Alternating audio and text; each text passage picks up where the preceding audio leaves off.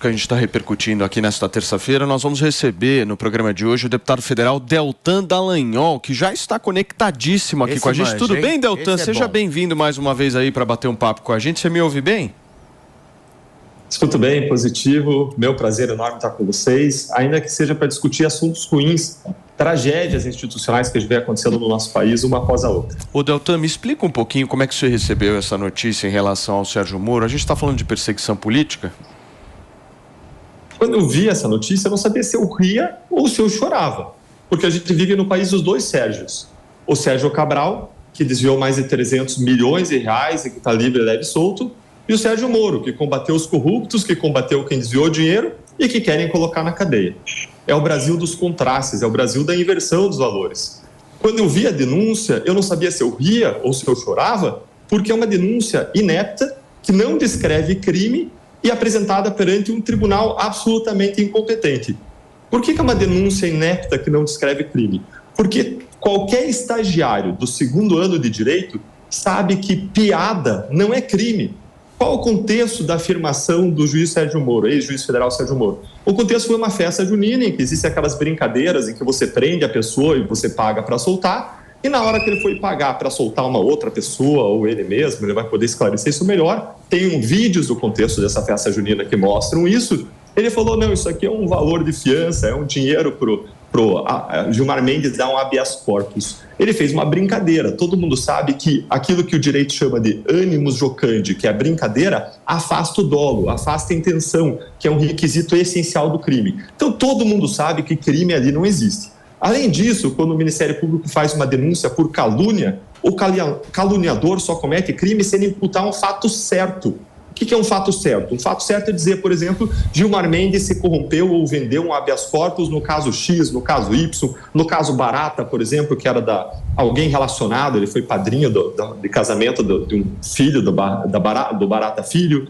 Se alguém falasse alguma coisa certa, sim, aí seria calúnia. Mas o Sérgio Moro não estava falando de nenhuma situação concreta, específica. Então, mais uma vez, até o estagiário de segundo ano de direito sabe que essa denúncia também não cumpriu esse requisito básico. Tem ainda um terceiro requisito que não foi cumprido, que é a indicação da data. Se você indicar quando o fato aconteceu, é impossível você processar um fato, porque se aconteceu, por exemplo, há 10 anos atrás, provavelmente é um fato prescrito, quando a gente está tratando de calúnia. Teria que fazer a conta, mas você precisa indicar a data. Esse é um requisito básico até para a pessoa poder se defender. Qualquer estagiário de segundo ano de direito sabe disso. Então você tem uma denúncia absolutamente inepta, oferecida em 3 dias, prazo recorde. Queria eu que as denúncias da Lava Jato na PGR, que estão lá demorando para serem oferecidas, fossem tramitadas em 3 dias. Me perdoem aqui que entrou uma ligação. Queria eu que fossem tramitadas em 3 dias. E é uma denúncia perante o tribunal absolutamente incompetente, porque desde 2018 o Supremo Tribunal Federal definiu que só responde perante os tribunais por foro privilegiado quando o crime é praticado na função e de modo relacionado a ela. O que está longe de acontecer nesse caso. Então não tem outra interpretação que você possa adotar que não seja perseguição. Especialmente quando você vê Gilmar Mendes fazendo acusações levianas, xingando os procuradores da Lava Jato, e o Procurador-Geral da República nunca fez nada. Muito bem. Léo, vou passar a palavra para você. Bom dia, deputado. O ministro Gilmar Mendes o fez porque desastre institucional foi a Operação Lava Jato. Desastre no qual o senhor e outros colegas do Ministério Público tiveram conversas escusas com o magistrado. Desastre no qual o chefe da Operação Lava Jato, seu companheiro de Congresso, senador Sérgio Moro, chefiou a operação que quebrou diversas empresas brasileiras e depois foi trabalhar como diretor no escritório americano de recuperação judicial dessas mesmas empresas. Desastre de um ministro que virou ministro de Estado, daquele que foi o principal beneficiado com a prisão do primeiro lugar nas pesquisas eleitorais de 2018. Pergunta, Léo. Desastre em diversos aspectos. Eu gostaria de saber se o senhor sente algum medo, receio do seu colega, o juiz Sérgio Moro, virar preso, virar um presidiário depois de ter feito tanto mal à economia e à democracia brasileira? Não, na verdade, a tua pergunta não é uma pergunta, é uma série de afirmações enviesadas, absolutamente incorretas, que distorcem a realidade. A Lava Jato foi uma operação de combate à corrupção que combateu pessoas que desviaram bilhões de reais, que fraudavam contratos, que lesaram o país e busca tirar a responsabilidade de um governo desastroso dos ombros da governante Dilma Rousseff e do governo do PT, quando todos os economistas de calibre médio para cima dizem que a responsabilidade do desastre econômico que a gente ter vivido, a pior crise econômica da história, estava numa gestão absolutamente desastrada da presidente Dilma Rousseff.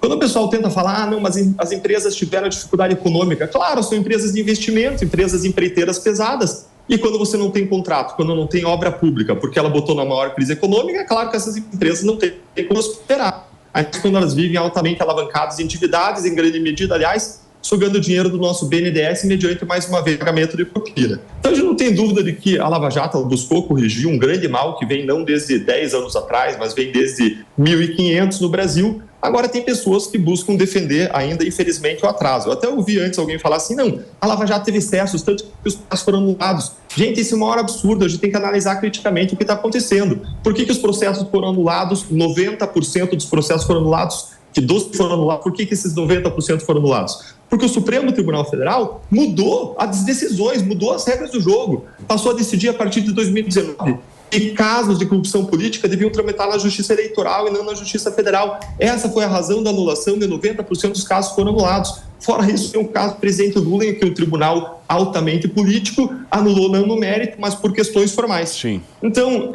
a gente tem que colocar as coisas no devido lugar. Quando fala de excesso, a questão é qual excesso? Falavam de excesso nas prisões preventivas da Lava Jato. Essas mesmas pessoas que criticavam as prisões preventivas da Lava Jato como excessivas, decretadas com base nos requisitos formais da lei, de modo muito concreto, em decisões de dezenas de páginas, silenciam quando a gente vê decisões de prisão preventiva absurdas, passando de 30 dias sem acusação, sem individualização da conduta, praticadas pelo Supremo Tribunal Federal. Então, hoje que a gente vê uma tremenda hipocrisia de pessoas que se dizem garantistas e depois, quando se trata dos adversários, se colocam nas vestes de punitivistas. É uma hipocrisia de uma esquerda que está em disputa de poder e de reafirmação do poder, assim como desviou dinheiro para manter e perpetuar o seu poder de meios espúrios. Ô Deltan, obrigado, viu, querido, mais uma vez pela sua participação ao vivo aqui na programação da Jovem Pan. A gente te chama nesses casos, mas a gente vai querer falar muito também dos seus projetos aí no futuro. Aciona a gente por aqui que você tem espaço garantido. Obrigado, viu, Deltan? Um abração.